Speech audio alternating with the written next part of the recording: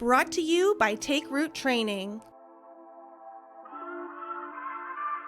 Talking Potheads is a panel podcast for budtenders, bringing together experts from around the cannabis industry to discuss the fundamentals of selling weed in a dispensary. Each week, we dive into another topic to help budtenders understand these products and empower them on the sales floor. Grab some weed and your favorite munchies, and let's talk pot. Welcome to the Talking Potheads. We're the Chronic Gals. I'm your host, Riley. And I'm your other host, Ashleen. On today's show, we're talking about a subject that has really had folks split in the early days of the regulated industry, and it's not what you think. Today, we're talking about packaging. Requirements for cannabis packaging vary a bit from state to state, and with regulators not doing a great job at fairly assessing which package designs are compliant, it's been tricky for the industry to find the threshold between under-designed and cheap-looking labels and packaging and something more artistic, high-end, and luxurious. In our online course for budtenders, Root Knowledge, a budtender's guide to cannabis, we talk about how the best packaging considers what information needs to be conveyed to the consumer and how good design can account for all of it in a beautiful way.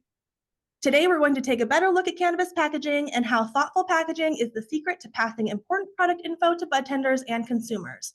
Welcome to this week's guests, Matt Kovarsky, a budtender in Washington State, Jared Mirsky, the CEO of Wick Mortar, an award-winning cannabis branding firm, and Pat Caldwell, the founder of P3 Distributing, a packaging and recycling company in Oregon.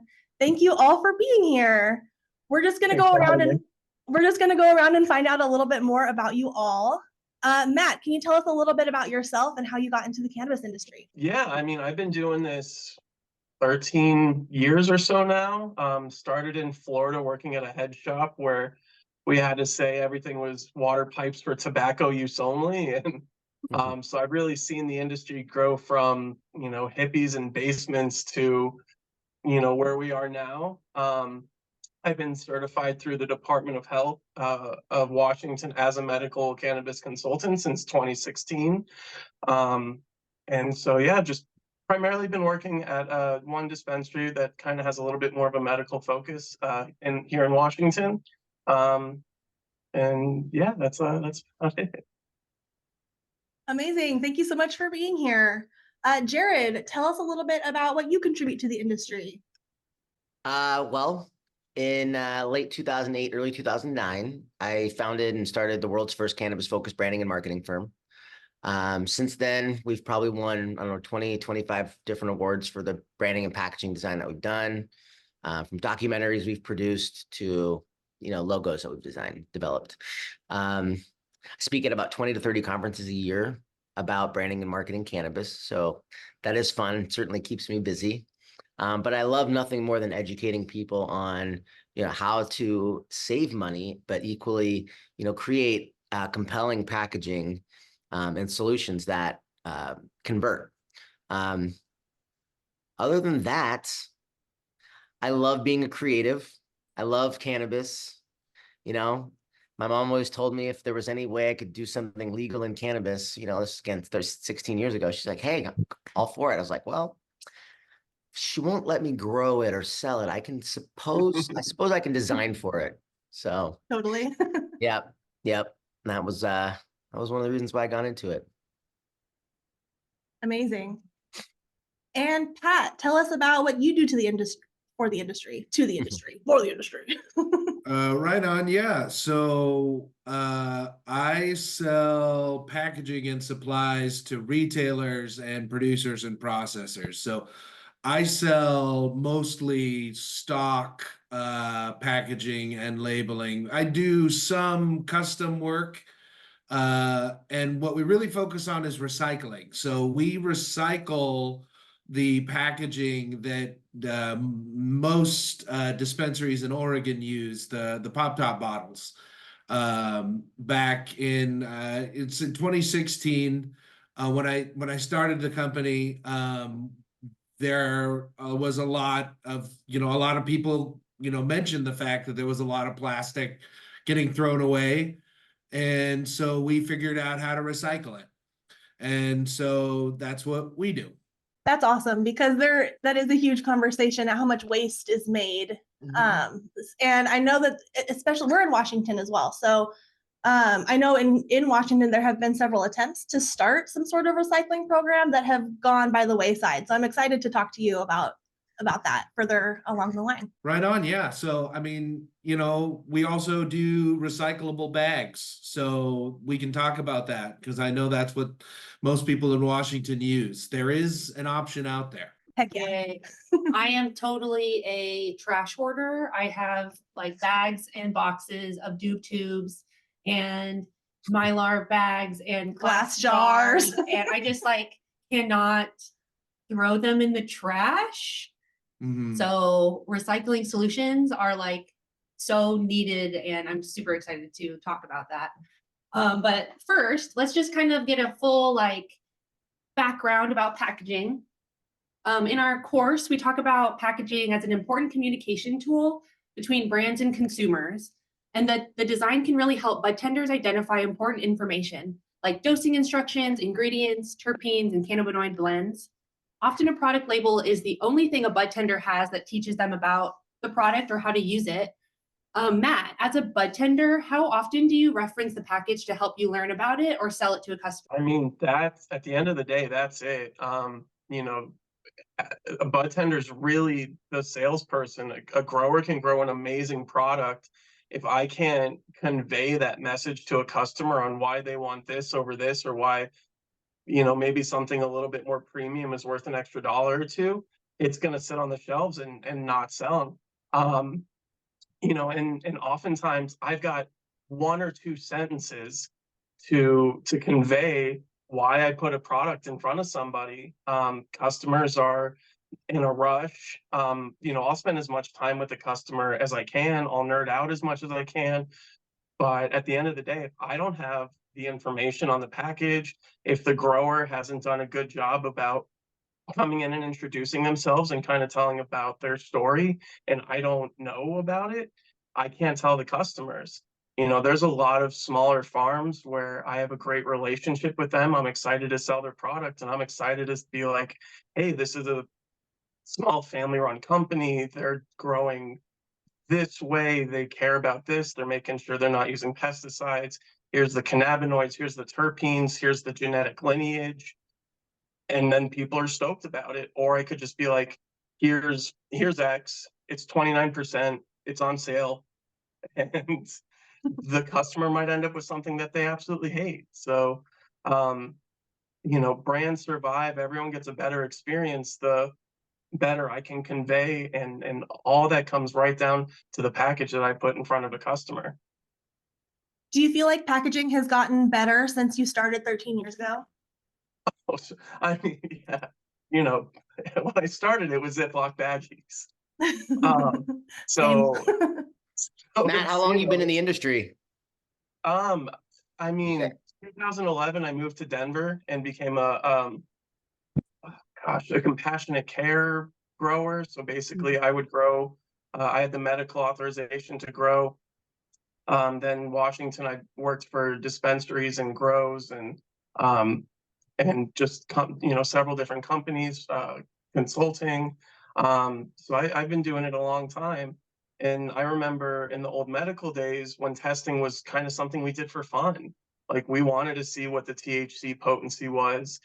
We wanted to see if there was any CBD in these seeds that we were being sold and told, hey, there's CBD in this, it's medicine. And so now to see where testing is required is great. I know at least the potency, I know at least most of the pesticides because they have to disclose that. And again, I kind of hope that we can get to a point where top 3 cannabinoids, top 3 terpenes, and at least, some genetic lineage on there would, again, just make a better experience for everybody. Yeah, absolutely. And Jared, what are some of the biggest ways that you've noticed that packaging has evolved in the last 10, 15 years? Well, when I got into the industry, we kind of jumped in, starting doing some pretty intricate stuff. I don't know, because I'm from Seattle as well. I live in LA now, but I grew up in Washington. That was my home. That's my home state.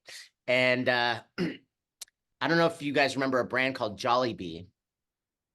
from the medical days when we had like these really cool, like we took the shatter, it was called back in the day.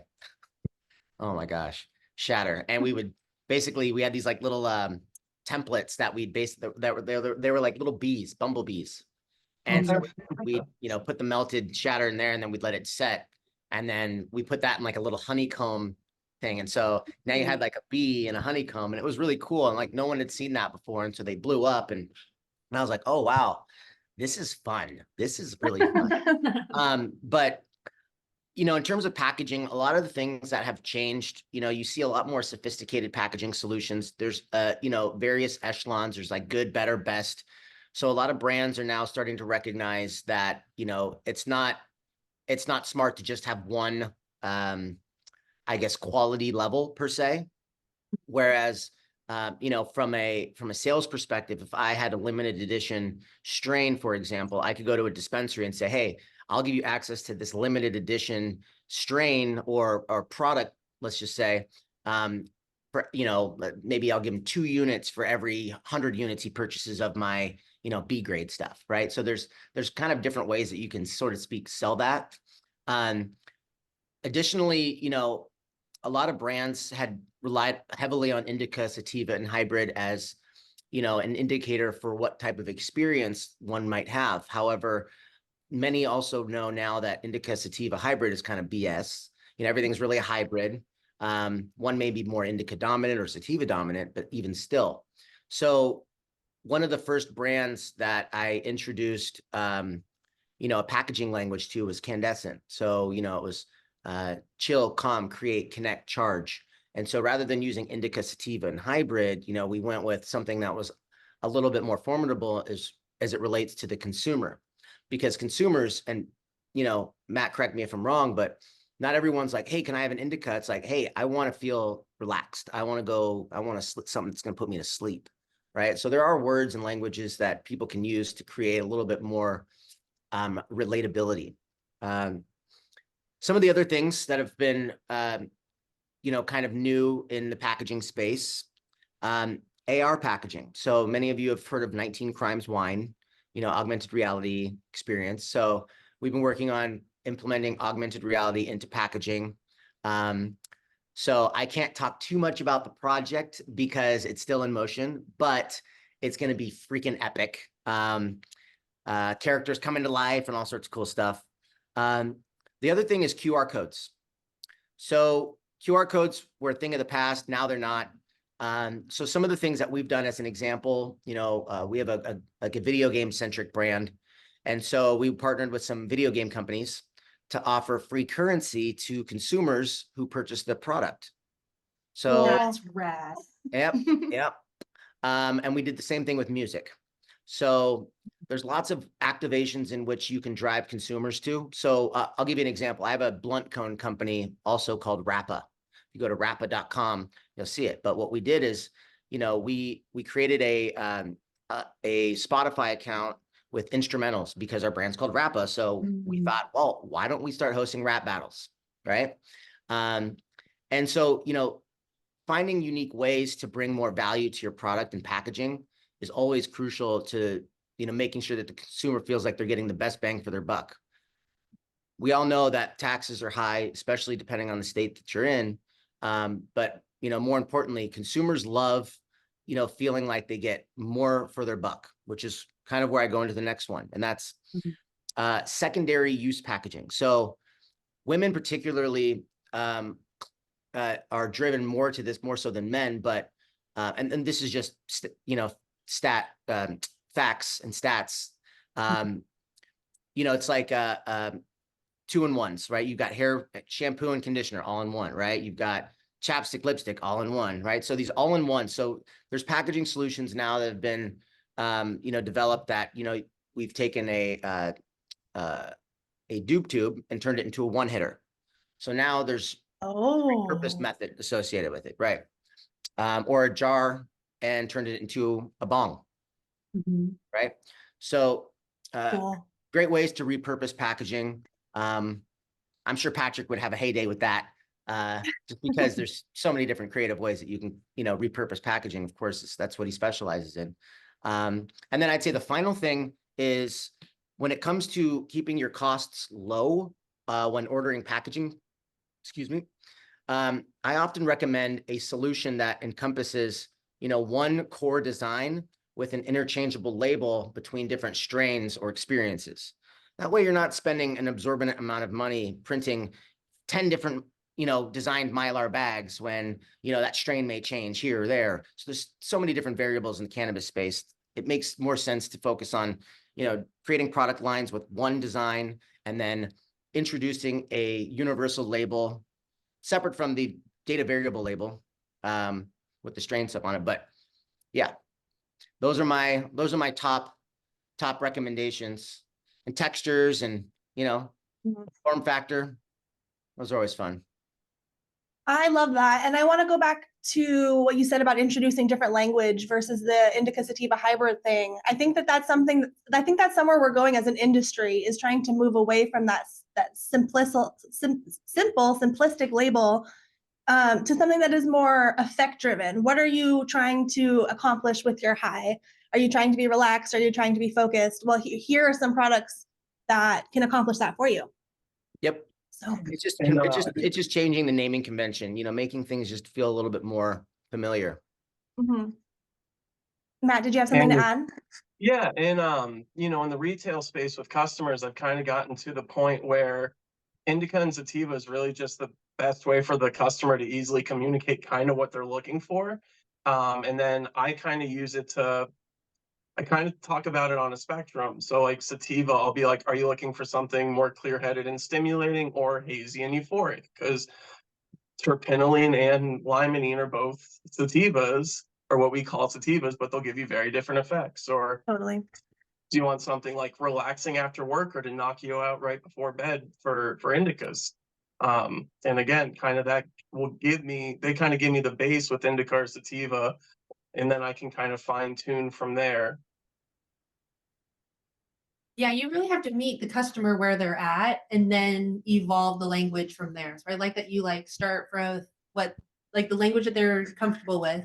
Because I'm a customer that will come in and say, I want to feel like I'm walking on lollipops on a Tuesday afternoon, some crazy obscure wanted feeling, I want to feel this crazy thing. But a good bud tender will be like, oh, well, you should try lemon drop Skittle runs, but not every customer is me who knows the crazy effect that I want to feel. So it's good. It's an important, to meet the customer where they're at.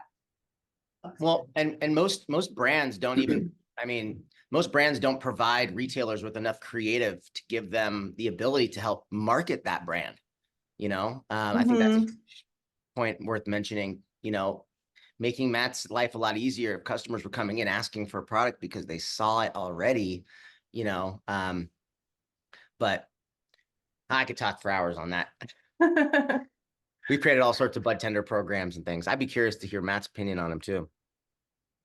Yeah. But I've seen a trend towards using the effect words as well. I've got a sample right here in front of me from a customer who's using the relax, rest, recharge as their descriptors.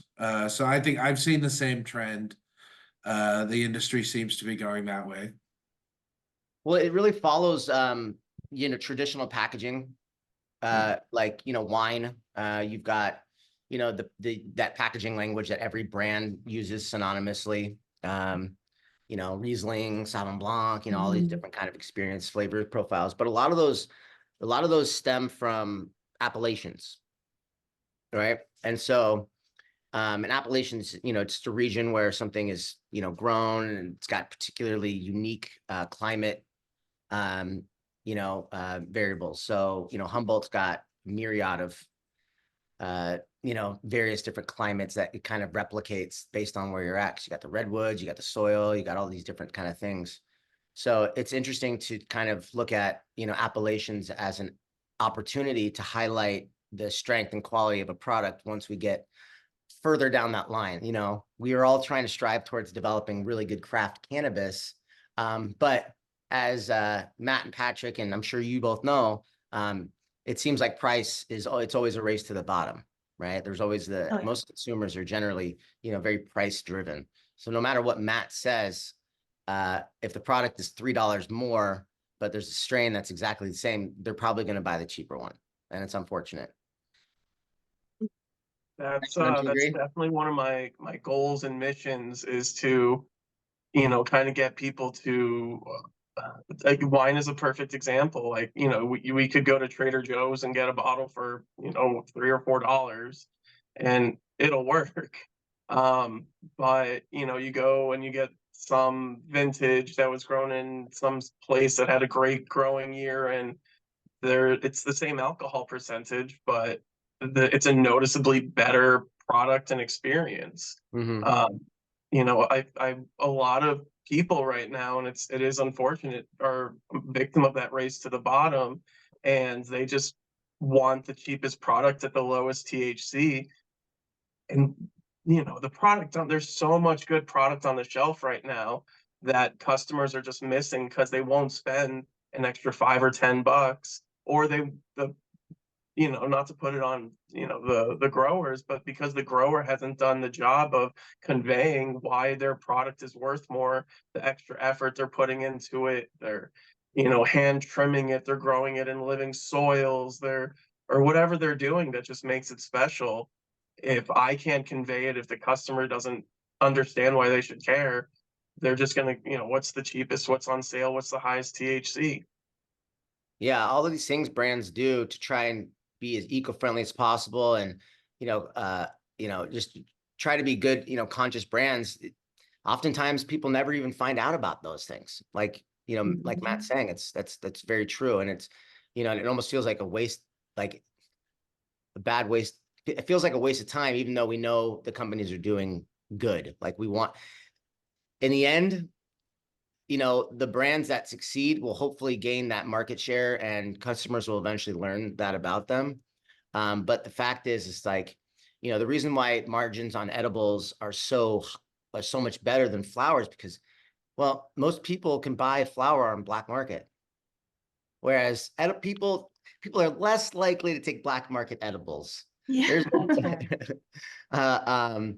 Well, for obvious reasons. But that being said, when you have something that's a commodity and you have something that's a little bit more limited or harder to get, people tend to appreciate price point a little differently. You know what I mean? It's like if you knew how to make your own shampoo and conditioner and it was easy, right? You might, but no, you go and you buy it, and then you're now in this retail shop and you don't have anyone helping you, because you can just grab it off the shelf yourself. So you have to sell yourself on which one you like. And so that's a completely different process sometimes that's running on in your head than what's going on in the dispensary, which is why, I would say 80%, if not more, of consumers are what we at our, Wick Mortar call brand bouncers. They're not loyal to a single brand. So they bounce from one brand to another, to another, to another. So, and I think that it's important.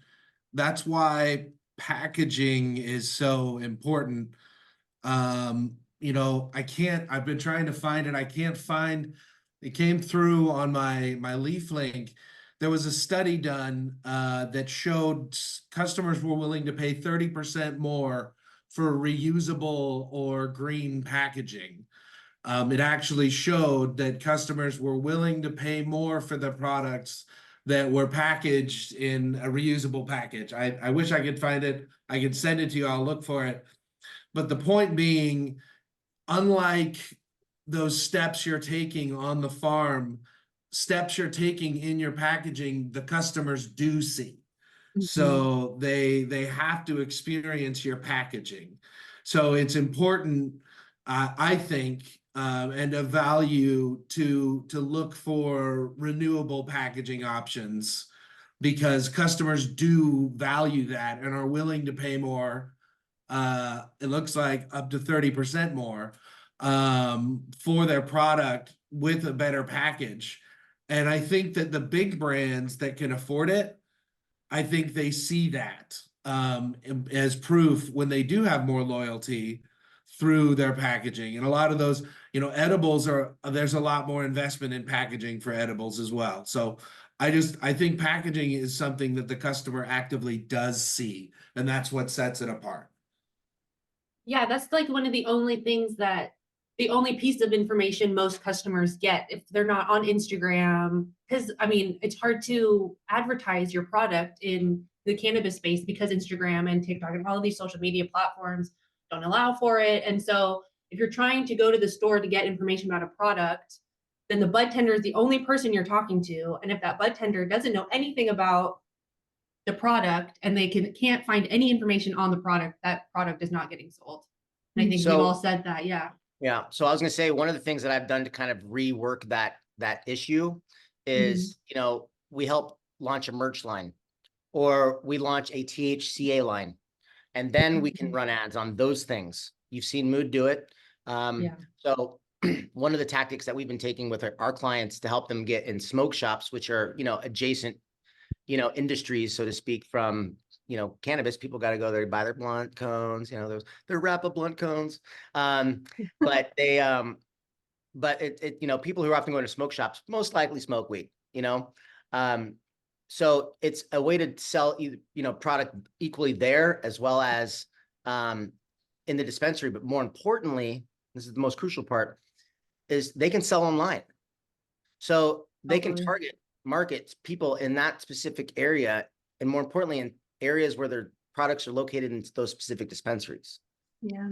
And you know, Headset is a great, you know, data resource for, you know, brands to be able to get some, you know, data when it comes to how transactions are, you know, looking via retail, but it's still very, like, you know, fraction. So this is also a way to get access to your own customers so that you can remarket to them. Just a little thought. Hot tip. Hot Hot tip. tips from Jared.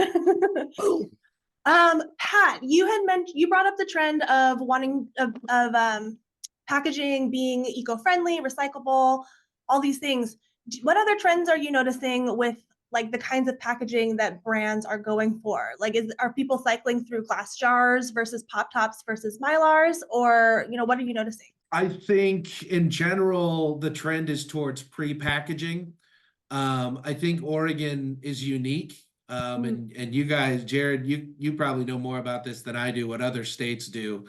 In fact, you guys probably do, being up in Washington, but other states pre-package their flour. So a lot of it's done with Mylar bags, I think. But what I think we're seeing is that there is a trend towards using glass because it's reusable.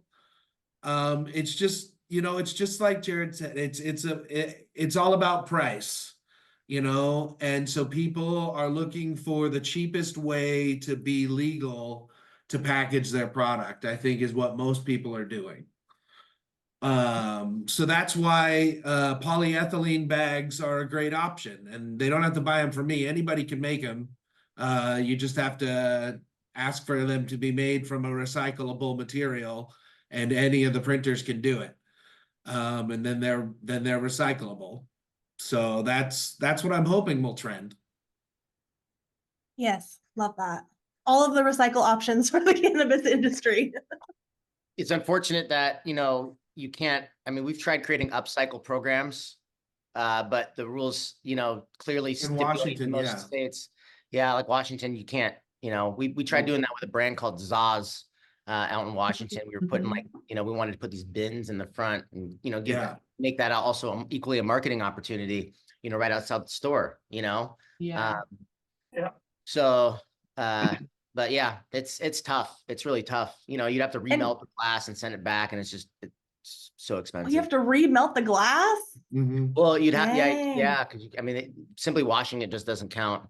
But, you know, I was going to say too, you know, one of the things that, you know, I think kind of ties into what Patrick was saying about, you know, the percentage of customers who buy based on their wherewithal surrounding, you know, the recycled plastics, right? He's absolutely right. But I also think nonprofits promoting, you know, those in some, you know, ethical way are equally as powerful as that solution.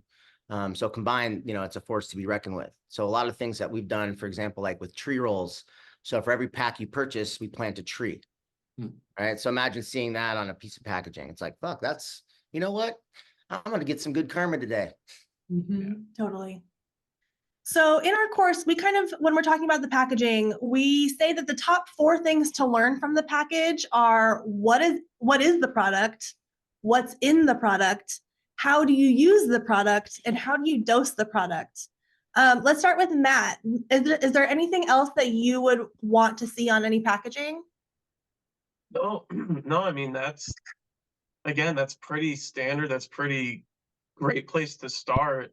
Again, with just such limited time with the customer presenting each packaging, that the more clear and concise it is, the better experience the customer is going to get. The more information I have, the better I can fine tune for a customer. So I kind of love it when a package has not just just THC, but maybe they've got beyond the top 3. There's a company that'll do like the top 10 cannabinoids and the top 10 terpenes, and then I can get, and that's really how I started educating myself, because the information 8 years ago was so hearsay and not readily available, that I just started looking for the packaging that oh, this Dutch Treat Haze has 2% CBG in it and 20% THC. How is that going to affect the overall feeling versus this Dutch Treat or Dutch Treat Haze that doesn't have that or doesn't list it? And you kind of get more of that bright, euphoric experience that you want from something like that. So the more information I have, where I can be like, oh, well, this was sun grown, this is indoors, this is whatever it is, then I can help a customer find it. If it's an edible, it happens all the time where someone's allergic to something.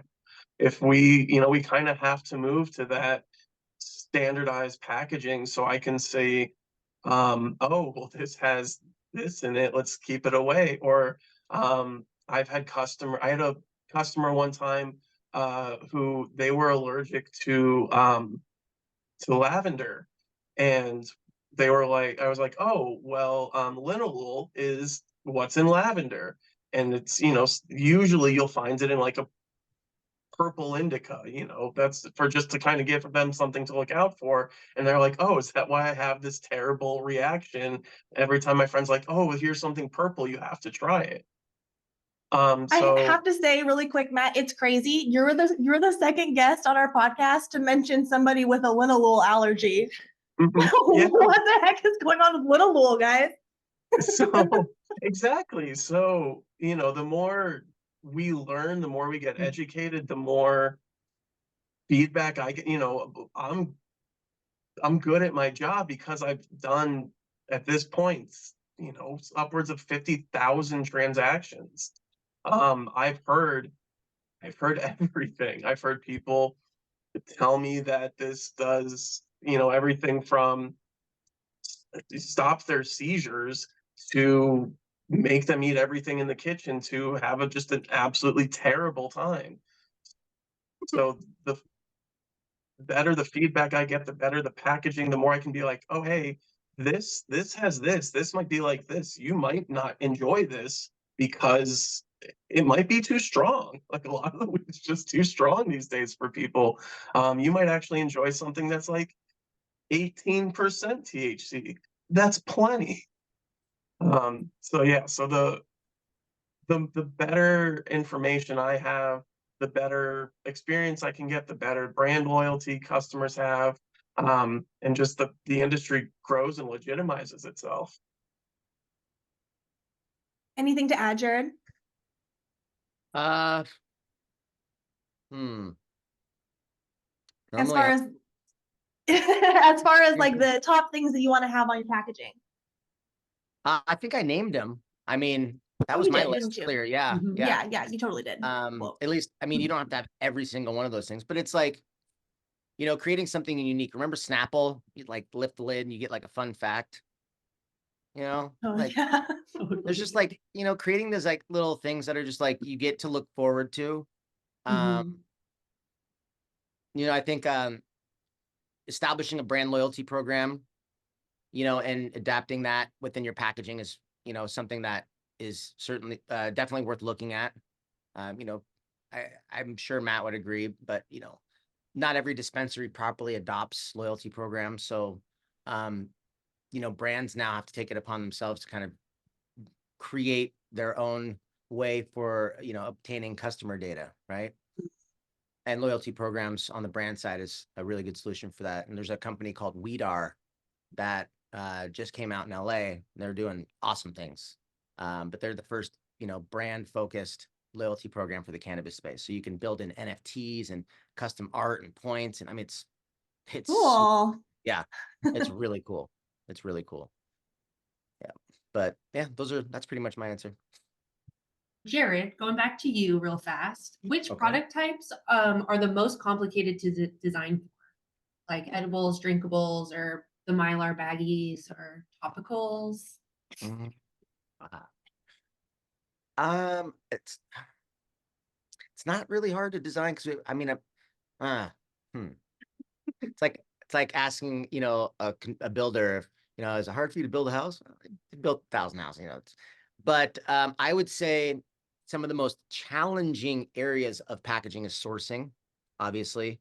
For example, we had this client that we had custom glass made for, and molded glass, and sometimes that can take 4 to 6 months to get. So oftentimes we'll create like an interim packaging solution for our client while we're facilitating a custom solution. So this company Goldkind that we did some packaging for, we won a Clio award for the packaging that we did for them, actually.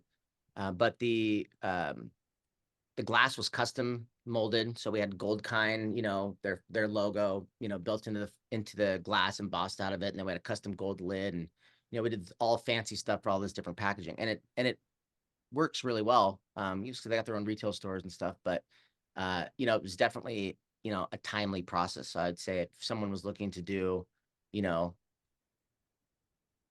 the a higher echelon packaging side, is just plan in advance.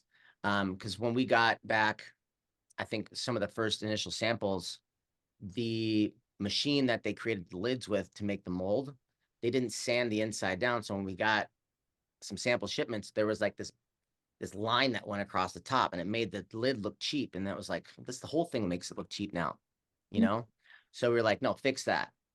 So there's just a lot of things that can come up that are just, not in my control.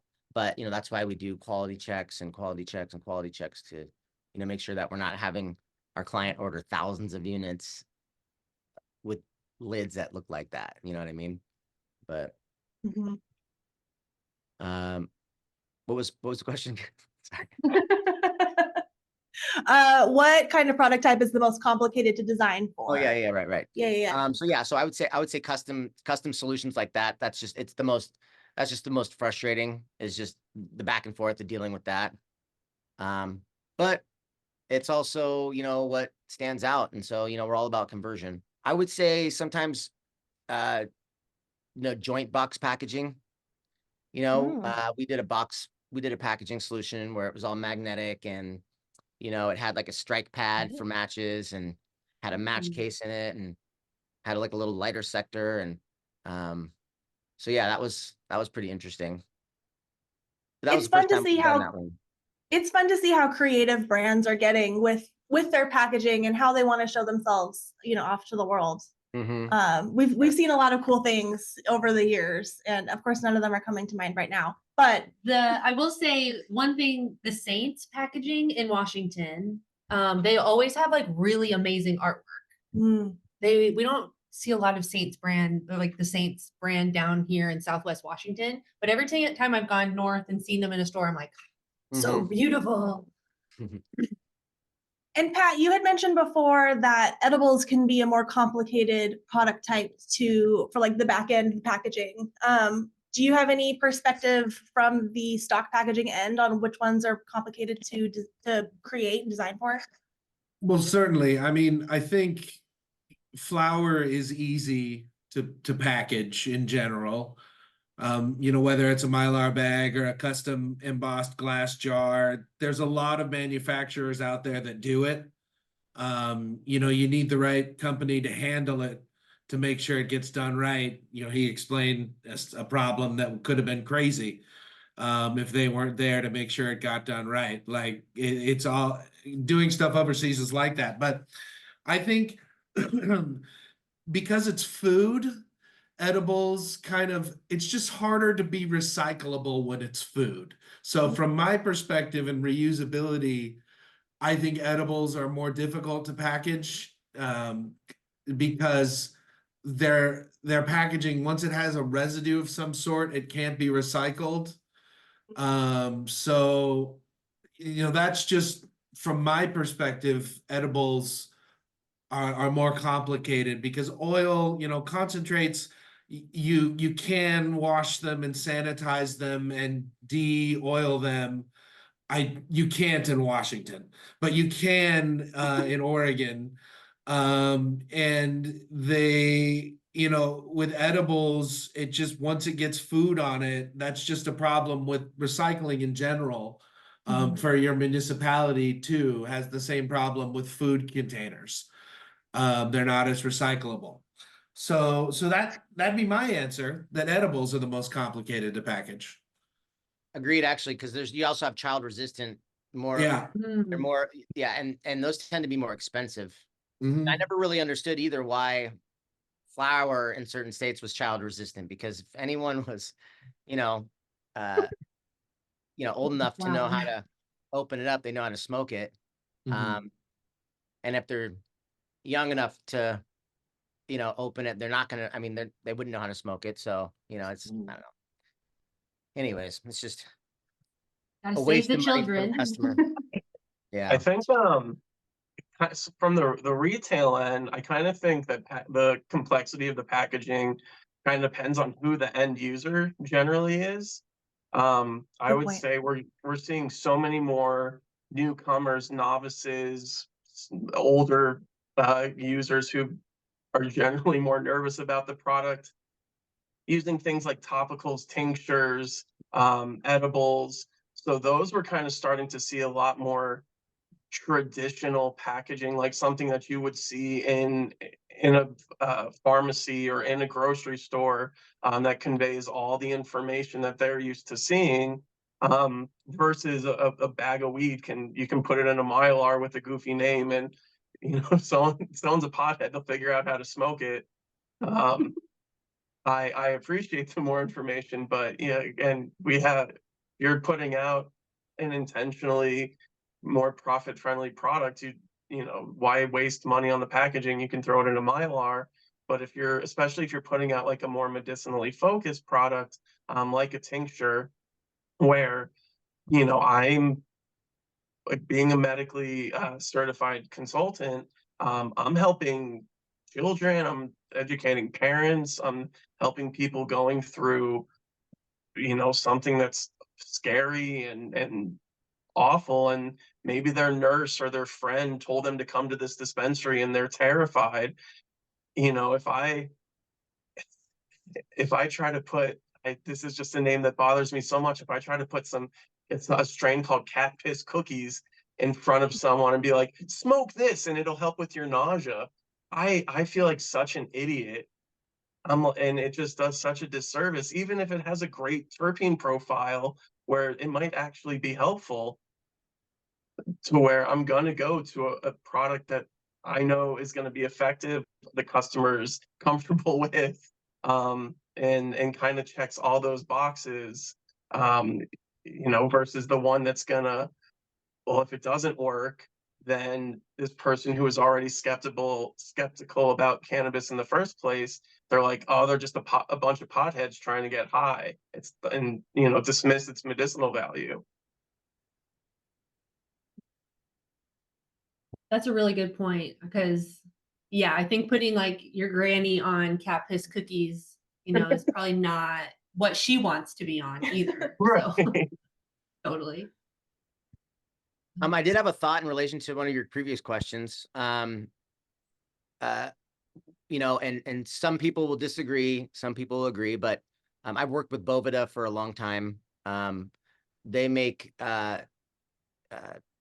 you know, these little packs that you put in your product in your packaging to help keep the humidity of the flower intact. And for the longest time, there was a, you know, this you know, myth around, you know, it taking away from the terpene profile of the plant. But since then, they've developed a terp shield product.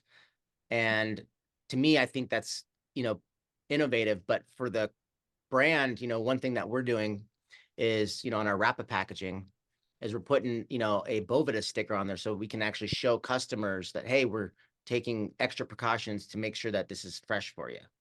So, you know, that could be, you know, an interesting move for a brand to make, just because I think customers do care about that, you know, sense of freshness. And it's another thing for budtenders to kind of like, you know, nod to a brand about. But you also see a lot of brands and companies that have, you know, like dolphin safe, you know, seafood, right? And there's like all of these different like certifications and things that you can kind of put on your packaging. Well, cannabis industry doesn't really have a whole lot of that. You know, yeah, you have your COAs and you have all of these things, but it's, you know, if there were more, you know, companies, and this is, you know, a tip to anyone listening to this podcast, you know, I think that there could be a lot more collective groups coming together to help, you know, create more awareness for brands, but equally provide a sense of reassurance to the customer by helping, you know, better vet some of these brands. And I think customers might like that being done for them versus them doing it for themselves. So, you know, I think that could be an interesting angle for someone out there to take, because, you know, I think it's, you know, no different than like the Better Business Bureau, right? You're a part of the Better Business Bureau, you put that on your website, you know? If you've won an award, you put that on your website. If you've been featured in press, you put that on your website, right? There's a level and sense of credibility that comes with that. So There, I would say that's a really great point, and there are a few things in Washington, at least, like Clean Green certification, Sun and Earth certification, Dragonfly Earth Medicine. Those are all things that if I see it on a package and I can point to it, I know that they've, and you know, it's a self-policing thing. I know that they've at least taken an extra step, had somebody come out to their farm and at least verify some level of standards that makes me more comfortable to you know, sell their product to somebody. Yep. Versus somebody that hasn't gone through that kind of extra step. And especially, you know, things like Sun and Earth certification means that I know they're paying their employees a living wage. Like that's something that just with a little seal on a piece of packaging, again, I feel a lot more comfortable that this company is trying to do things the right way. Kind of the reason that a lot of us got into the industry in the first place was to do things the way that we hoped, you know, the way that we had always talked about it or wanted it to be. So I think that's a great point. And the more that companies get those certifications or create their own standards that we can present to the customer, the more, again, it just legitimizes everything. Yeah, I'm glad that you brought up the Sun and Earth certification, because as soon as I see that on a package, I'm like, sold, that one. I choose you. Like you don't even need to explain anything about anything. That one, I choose that. So I'm glad that you did bring that up. And I'm sure there are, well, I'm not sure. I hope that there are other certifications like that around the country. And I think, is Sun and Earth like a countrywide certification, or is that just in Never heard of it. Washington? Oh, you haven't? Yeah, that I'm not totally sure of. Hmm. It's probably relatively new too, but Yeah. yeah. I think a couple years old, but I don't know where they're based out of now. Yeah, I know I've definitely seen them on Washington brands, but I thought that they were national. Anyway, we'll link them in the show notes if anybody wants to check them out. Let's talk about not appealing to children. There are several requirements that are supposed to be on packaging according to most of the, you know, legal states. They all have their own specific requirements, but one that is very consistent in that it shows up in multiple legislations, inconsistent in that nobody can really like define what is appealing to children in a consistent sort of fashion. So, Jared, let's start with you. What has your experience been with this whole concept of designing packaging so that it's not appealing to children? So funny you mentioned this. So when I started my agency, no one at the Liquor Control Board had an art degree, so they couldn't determine the difference between a logo or a cartoon character. So if you presented, the polo, like for example, the polo logo, which is a silhouette of a guy on a horse with a club, right? To them, that would have been a cartoon character, right?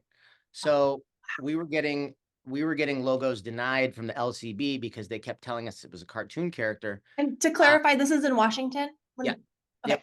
Thank you. So we created a presentation for the LCB to help them better understand what their rules should say to the businesses, because they were very confusing and very convoluted, and you couldn't really decipher what they meant based on what they said, because it was all very like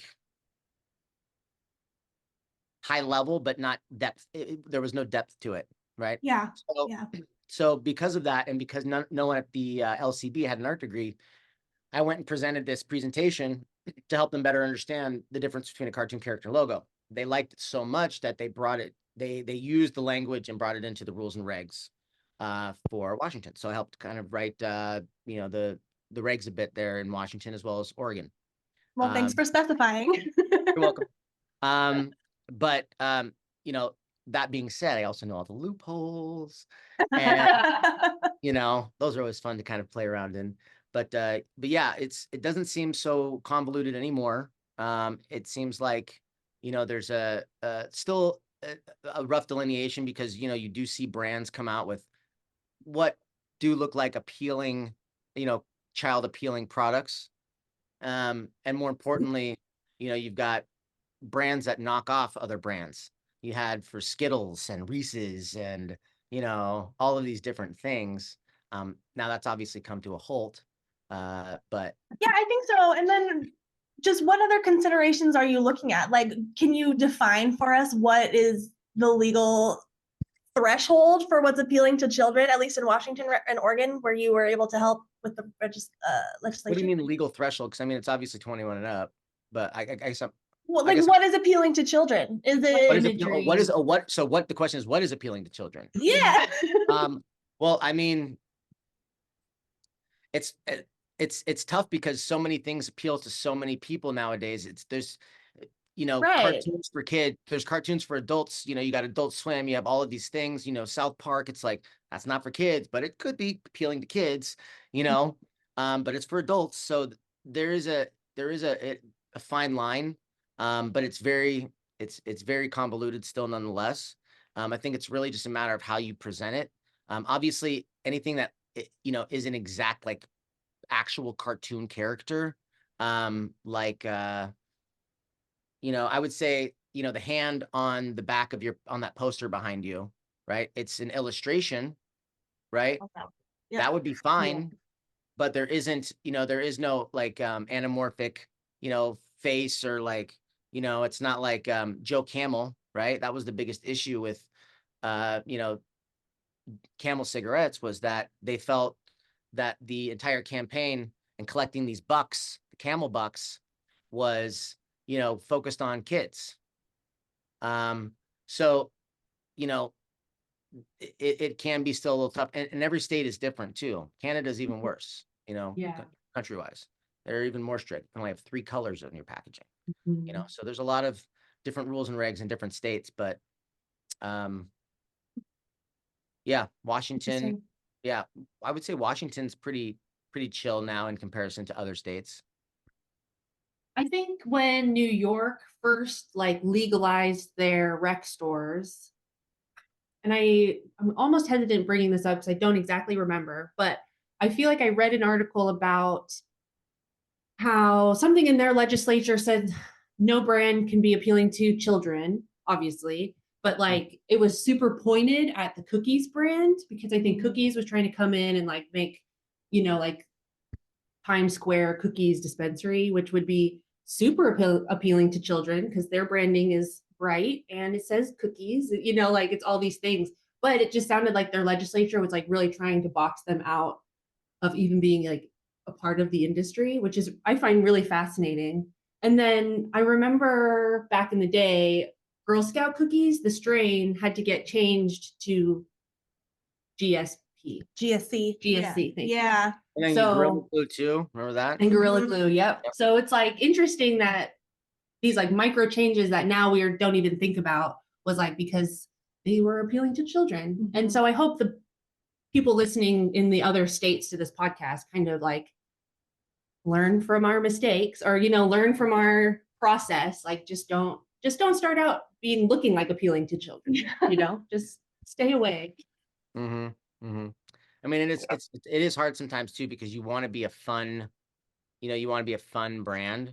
You know, you want to have cool illustrations on your packaging and do fun, cool stuff. And,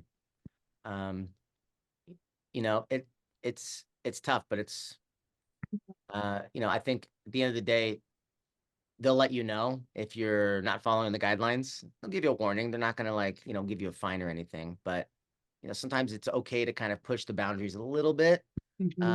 Just make sure you get approval first before you go and spend a bunch of money on packaging. Totally. Matt or Pat, anything to add on the appealing to children conversation? I what I'm seeing really is in kind of the vape market right now, where that really seems to be the most appealing to kind of the younger crowd, just because it's so discreet, it's so potent, it's so cheap, and now everyone's kind of starting to do all these flavors, like you saw with the nicotine vapes over the last couple years. So, it's hard. I can do my best to try to steer someone to a pesticide-free, full spectrum CO2 or live resin. That's, again, I think it'll be a better overall product, but when they see 94% or some number that's almost just not even physically possible, and it's flavored like Skittles, and to avoid copyright, it's not Skittles, it's Skittles with a Z. It's kind of hard to say that that's appealing to anyone but that younger market. And we still catch a lot of fake IDs. It's not, we do what we can to keep it out of the hands of kids, but that's what these products are really that's what legalization has really helped with, is making it harder for younger people to get them. But then, they end up using the highest potency, cheapest products because that's what their friends will go pick up from the shop. Again, I think it all just comes down to education, and figuring out how to keep this stuff out of the hands of kids. But the stores definitely, by IDing everyone who makes a purchase, the dispensaries have really taken that out of the hands of kids. And now we're even seeing where more of the young people are thinking of it as just like, this is something my grandma uses for sleep or her arthritis, or instead of drinking wine, this is what their parents do on a Friday or Saturday night. So we are kind of seeing a shift from the younger people who think of it as this kind of cool counterculture thing that it was when I was a kid, or, in high school, to now it's just such a normalized thing. I love that you pointed out vapes as a product that, is an issue with being appealing to children, especially with all of the new botanical flavors and, flavor specific strains, that they're coming out with specifically in the vapes. And the THCA vapes that you can get at the gas station. Yeah. I mean, That terrifies me. yeah. Well, I was going to say, like, if you think about it though, no matter what it looks like at the end of the day, kids aren't going to see it unless they're actually inside a dispensary. And, Sure. the windows are blocked out, so you can't see inside most times. So, I think it's up to us as consumers equally to be responsible when we bring our products home. Sometimes it's the form factor itself. Gummies, it could be in any packaging style. If a kid sees a gummy in there, they're going to try and open it. So no matter how sophisticated the label looks, if it looks like a gummy is inside there, the kid's probably going to want to eat it, So It's Mhm. it really just depends, for a lot of people too, it's also about how you advertise outside of store. So as I'm sure you guys saw, a lot of the logos in Washington on billboards had changed. Some had, I think, you know, I think the joint updated their logo, right? Because had the joint in it. And I think they had to change that, Yes. right? Yes. And Mhm, so there are mhm. some things that now have been adopted into Washington, not, I wouldn't say as of recently, but over the last several years. And that brands have now had to make modifications to even their name or their logo. But that's that from an advertising perspective when it comes to, kids, that's something that applies to that kind of conversation. Let's shift over to the recycling conversation. We touched on a lot of it throughout the podcast, but I would love to kind of just talk about why it's so hard to put a recycling program together. So, Pat, can you explain why outside of Oregon or even within Oregon, it's been challenging to put a program like yours together? Well, I mean, in Washington, it's basically impossible because your guys' law or their laws, uh, they prohibit keeping open packaging inside the dispensaries. Yes. So you can't have a return program for them. The problem with the bags and bottles and glass jars is they're all very small. So in your municipal recycling systems where you could just throw all your, your laundry soap jugs, you can throw those in your bin now, right? But they're big. So these little bottles, they end up not getting sorted out. That's basically the problem. And so there's no real good solution for these little tiny packages because they're too small for the sorting systems that they have in place.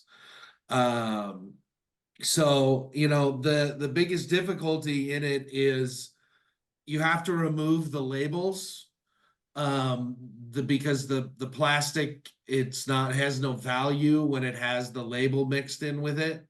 So you have to, in order to recycle it, you have to remove the label.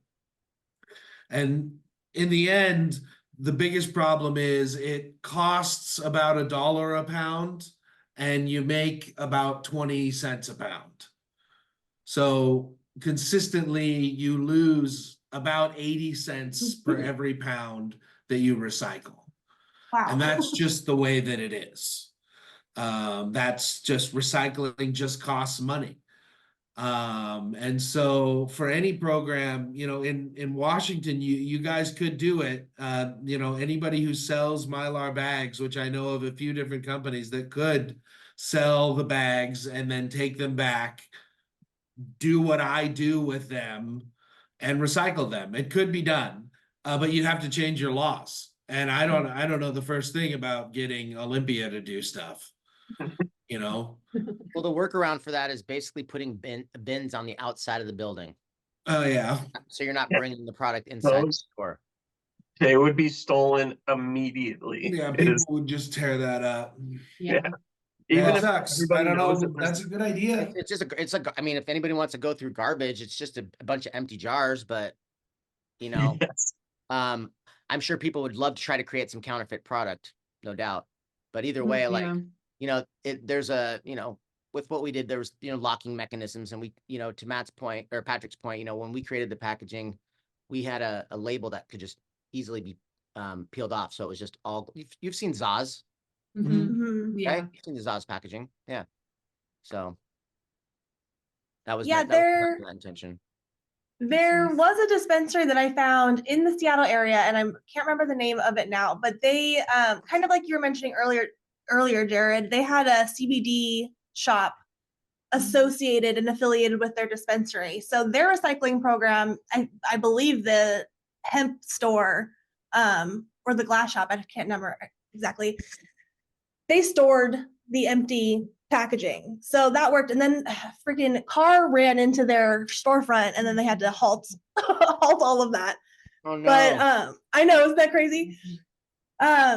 So yeah, I think it is possible, but yeah, you're right, Pat. The laws completely prohibit it for the dispensary. There are, however, a lot of dispensaries with their kind of like backup glass shop business in their back pocket that allows them to do the marketing that they can't do from within their own cannabis brand, and could potentially help recycle. I'm curious about like other states and if other states have made laws like Washington's. Washington's laws are so rigid compared to everywhere else. Washington's one of the only states that doesn't allow vertical integration. Yeah. Colorado and Oregon are, and especially Colorado, but Colorado and Oregon are still, they do have a lot of prepackaged product, but they also like, you know, I think it was Matt or Patrick was saying, you know, they do still have that kind of deli style, you know, serving, you know, weighing it out with the chopsticks. And, you know, I liked that back in the day. It was cool, you know, but it just takes too much time, especially when you got a backed up line. Nobody wants to sit there and start packaging weed, you know. It's just, yeah, it would not be good for the dispensary, not time efficient, but yeah. There's a lot of stuff that this industry still has, you know, to figure out. I mean, there's like, I've heard from people that believe that as things tradition federally, pre-packaging is just going to be the way it's going to be. They're going to take away deli style. I hope not. Personally, I like the way Oregon does it, but what I've been hearing is that pre-packaging is pretty much the way everybody else does it. I mean, that's how Washington does it, right? It all comes pre-packaged from the grower. Yeah. So yeah, I think at the end of the day, it all stems back to testing. Yeah. And, you know, making sure that the product is, you know, absolutely, you know, secure, because you could test a product and then swap it out for another, you know, doing that deli style method. Whereas you can't, you know, packaged. Washington in the medical days, I worked as a budtender and grower where it was the deli style and we had, you know, 50 jars at any given time. And it would, you know, there was a lot of cleanliness issues with it too, because we would let people, you know, sometimes touch and smell the buds. And, you know, we'd spend 6 months growing something. Someone would pick it up, break it, stick it in their nose and throw it back on the ground on the table. They're like, nah, what else do you have? And it was just there. It was so gross. So I appreciate pre-packaging for freshness. You know, a lot of those, especially glass jars, will preserve that terpene profile. You open that jar for the first time and it smells incredible. But yeah, just overall theft would be you know, somebody, you know, a small little bud isn't really going to affect much on the scale. You know, you got someone who's pocketing a small bud a couple times a day, and so having the packaging just come in, it's already done, it's already labeled, it's already ready to go. I can just put it up on the shelf and get it out to a customer. Has made the retail experience, I think, a lot better. As much as I miss being able to smell the weed, you know, that's kind of where, again, having terpene profiles on packaging and kind of more information, we can present the best options that we can without having to deal with some of the cleanliness issues. That's a great point. Don't scratch and sniff. Exactly. Which could actually be a good idea for some packaging too, but Absolutely. Do that. Or like a smelly marker. Ooh, there you go. oh, one thing about packaging was also the tamper-proof seals. So we're kind of talking about, you know, keeping the cannabis protected. You know, tamper-proof seals are huge, and they also, if you know, do the holographic ones, they help protect you against counterfeit. Because those are harder. Oh yeah. So it'll be interesting to see how things develop here in the next couple of years with the rescheduling. Yeah, I'm not sure where things are going to go, honestly. Yeah, I don't know either. I am also curious to see what's going to happen. I think when we got the news last week, the whole industry was just like, so I'm curious to see what happens now, you know, Yeah. hopefully for the better. Mhm. And just to wrap up this conversation on recycling, Pat, if anybody out there wants to start their own recycling program, do you have any advice or places where people could get started? Sure. If anybody wanted to try and start their own recycling program, the first thing that you would need to do is get connected with a processor. And there's some in Seattle that I know of, and they're all over the country. So you can find them locally. But they should probably reach out to us, to P3, if they want to try and start something. And I can try and help guide them. It's certainly a worthwhile endeavor, but you know, as more people move away from the pop top bottles, which I think is what's going to happen, you know, these polyethylene bags are recyclable at the grocery store. So the thing about it is it, you know, I'm not sure. It really just depends. You know, in other states, I don't think they use pop tops a lot. I mean, like Michigan, Ohio, I don't know. I don't know what they use.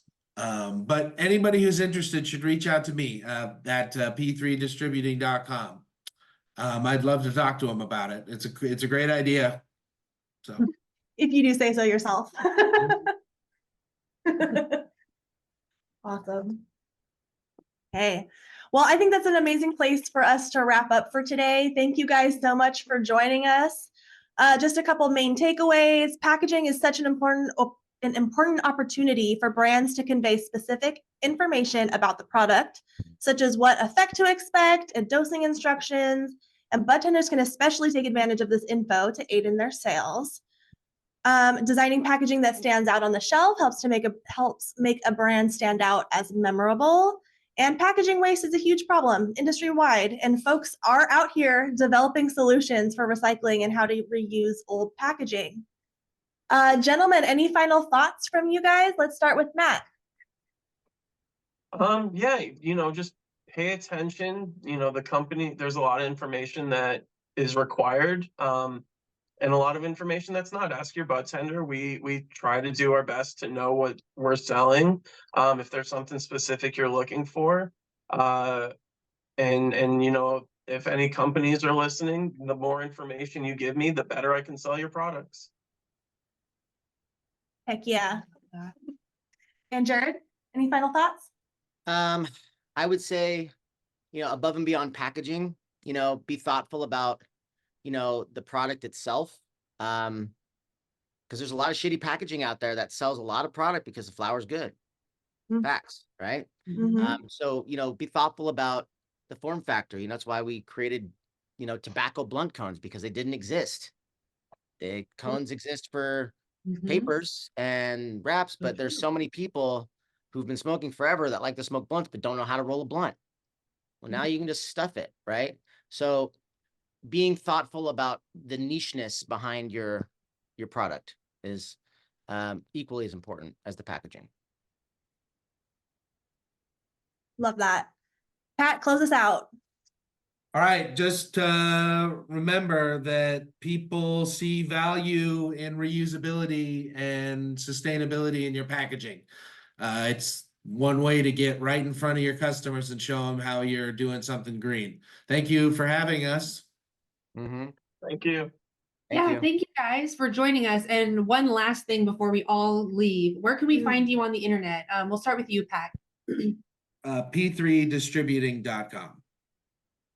And Matt, where can we find you? I don't really have any personal brand to push. You know, I work at the Novel Tree in Bellevue. Been there a long time, and we try to do a great job in educating people, and feel free to come and see me there. Love it. And Jared, where can we find you on the internet? You can find my agency at wickmortar.com. You can find me on Instagram at jared.mirsky. And then if you want to buy some blunt cones, rappa.com. Thank you so much for having us.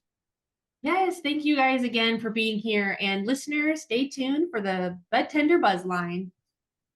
So you want to be a budtender? Ditch the beginner blues and get ready to bloom into the cannabis connoisseur you were meant to be. Toss those dusty textbooks and cryptic forums. Root Knowledge, a budtender's guide to cannabis, is your personal cannabis professor. An online course packed with bite-sized lessons, sharp quizzes, and case studies that'll have you recommending products like a pro. Master the science, crush customer service, and unlock the secrets of every product on the shelf. You'll be a canna expert, empowering customers and leaving them high on life. Enroll in Root Knowledge today and plant the seeds of your cannabis industry success. Visit takeroottraining.com to sign up today. I want to know how many states can actually implement recycling programs. That is a great question. Because I did see, and I don't know where this poster was posting from on Instagram, that they had a recycling program. I want to say it was like New Jersey, but that could be, I don't remember right now. But you know what? I did a little bit of research while I was like looking for guests for this episode, and I found 4 different options for people to speak on their recycling. There was one in Washington, which I mentioned in the show. They got a car smashed in their storefront, which is crazy, awful. But they were doing it so that it wasn't like the dispensary doing it; it was the hemp shop. Yeah. And then I want to say another one was in Arizona, and then Canada. I could see Canada being able to do it because it's through the government. Like there's industry is through the government, and it, I don't know, maybe seems like easier to regulate. But I guess if it's like the trash, like the pieces of like trash is too small. So maybe they have different recycling up there. And I mean, I think it could be that it's really strict. I didn't look into the specifics, but I mean, even just the nuisance of peeling a sticker off of a dupe tube. Yeah. I wouldn't do it. No. Like as much as I hate to say it, but I wouldn't peel every sticker off of the dupe tube. My dupe tubes. I barely rinse out containers that you're supposed to like rinse yogurt out. containers. Yeah, and milk jugs. Yeah. Right. But so yeah, again, we need people figuring out recycling. Yeah. Thank you to those awesome guys, Patrick, Jared, and Matt. Thank you to Jared, Patrick, and Matt for joining us on this conversation. I feel like I learned so much about product packaging that I never really thought about. That's another topic that you're like, oh, it's not going to be that interesting. But then you get into it and you're like, whoa, this is like where the creatives really can shine in this industry. Yes. So it's cool. It's cool. Product packaging cool. is interesting.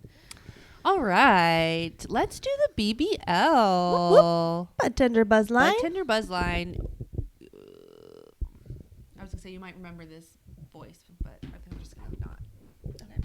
Take out where he says that he called in again. Okay. So this story is about how to not go through a med line. So again, I'm the one that called about the patient trying to fight him. Had a young lady come through. She's a regular in our dispensary, and she is not a medical patient, but she would regularly go into the medical patient line to get through line. So one night I am there. It was I think right before the Christmas holidays, and I was directing people to budtenders. Hey, your turn. Hey, your turn. It's pretty much a 1-to-1, rec med, or whatever. And the person in the med line went. This individual stepped up. A budtender called for a person. I turned to tell the person in the rec line, which would be to my right hand. They were literally standing within arm's reach to my right, to say, hey, it's your turn. As I was turning to let them know, I see out of the corner of my eye back to my left that this person had started walking to a register. I started following them, and I said, ma'am, ma'am. I said it 3 times before finally reaching out and pinching the fabric of her shirt on her sleeve near her shoulder between my thumb and forefinger. I pinched it, tugged on it lightly, and said, ma'am, now, I have a medical condition related to cancer. I had thyroid cancer. I have a paralyzed vocal cord. So my volume is very, very finite. So I cannot yell in a general sense, let alone in a loud dispensary with music playing. Well, you'd have thought I sexually assaulted her. She turned around. You don't touch me. Started reading me the riot act about it and all of this. And I said, I'm sorry for that, but I tried to get your attention. You could have said something. I did 3 times. You need to apologize. I did twice. You're not getting another one. So thank you very much. Have a wonderful day. But yeah, now she goes in the rec line like she's supposed to. The end. Wow. Okay.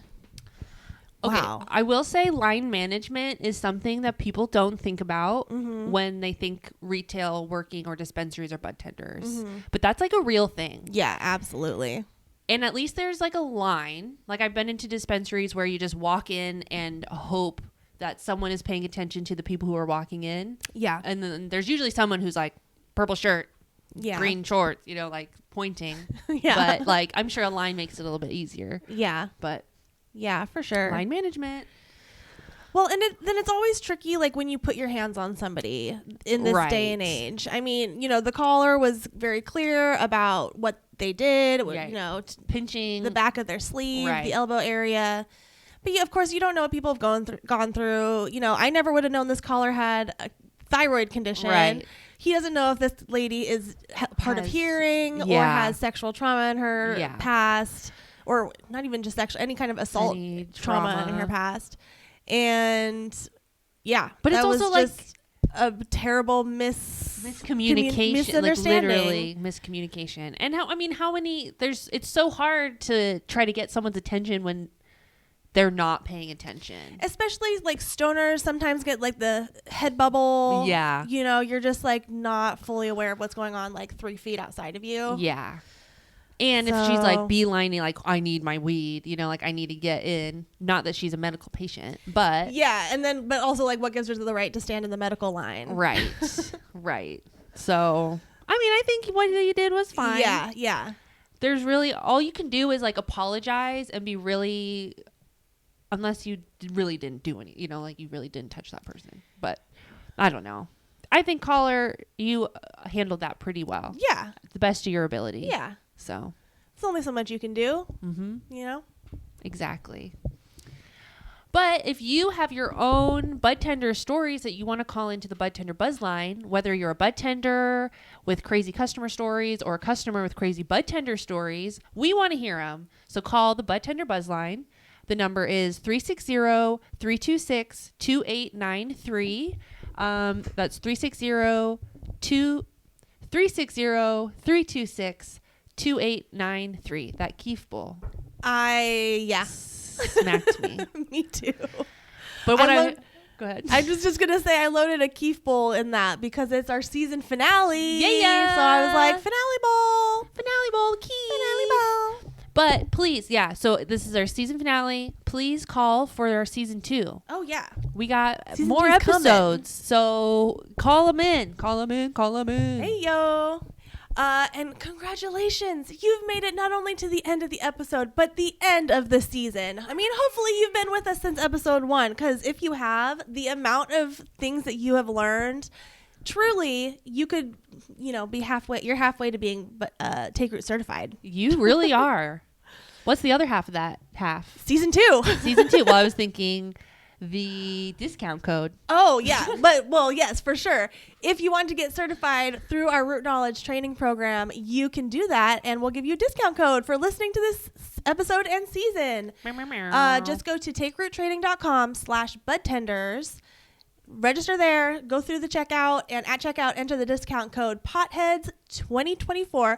I have the hardest time saying 2024. I know. It's like at the same time, 2024 wants to come out. So it's Yeah. like, 24. Yeah. Okay. Potheads 2024, POTHEADS 2024. And you'll get $150 off of our $250 course. So take advantage. Take advantage of that. Who knows how long that's going to be going? True. So don't sit on that code because maybe it won't be working when you put it in. Listen to this next. So yeah. If you want to learn for free some more, because I love free learning. Who doesn't? Who doesn't? Sign up for our newsletter, our email newsletter. You'll get the freebie for this episode and the freebies for all the other future episodes of the Talking Potheads. You'll also be included in our email newsletter for like the month, and you'll get to know what we've got going on beyond our social medias. So sign up for the newsletter in the show notes. You can also get your hands on our educational coloring book all about terpenes called Chill Spectrum in our online shop at takeroottraining.com/shop.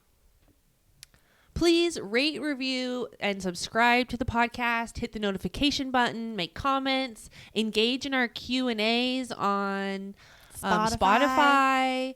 Please just like send this to your budtender friends, your coworkers, your boss, your cannabis curious buddies. We want to get as much education out to as many people as we can. So please help us with this goal and send this to your cannabis friends.